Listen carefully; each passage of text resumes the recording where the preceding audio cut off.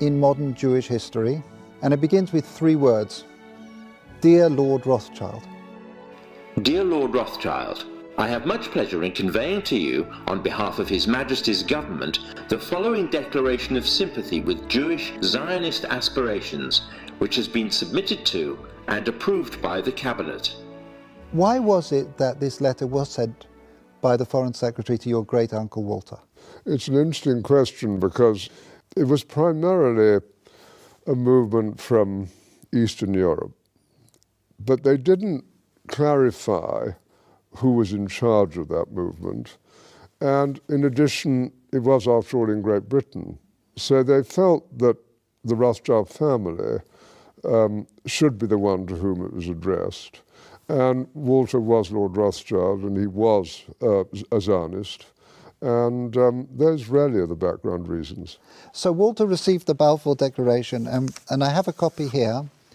And I wonder if I could possibly ask you to read it for us. Yes, indeed. Yeah. I'm going to put on my spectacles to make sure I read it accurately.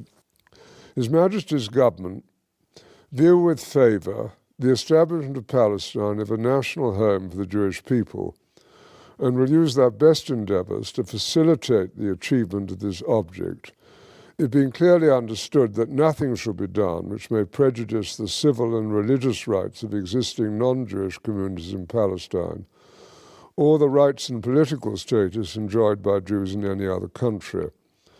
I should be grateful if you would bring this declaration to the knowledge of the Zionist Federation. Yours, Arthur Balfour. And here it is, the Balfour Declaration. What do you feel when you see it here? I genuinely feel it's one of the most extraordinary moments in the history of the Jewish people. If you think it took 3,000 years to get to this, and then you say, how did this miracle happen? It's the most incredible piece of opportunism.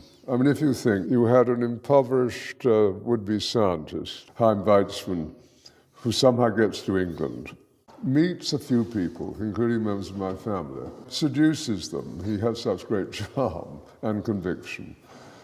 He gets to Balfour, and he unbelievably persuades Balfour and Lloyd George, the Prime Minister, and most of the ministers, that this idea of the national home for Jews should be allowed to take place. I mean, it's so unlikely. Then he's, starts to fight a difficult battle with the British cabinet, and this letter goes through 5 drafts, as you know. And in the end, it comes out as a rather compromising letter. I mean, the essential point is there for the Jewish community to fasten on to. You have the first bit, which promises a national home rather than the national home, and then you have the bit that nothing that's to be done should in any way harm the Arab community. But you come back to the big point, which is that this is perhaps the greatest event in Jewish life for thousands of years.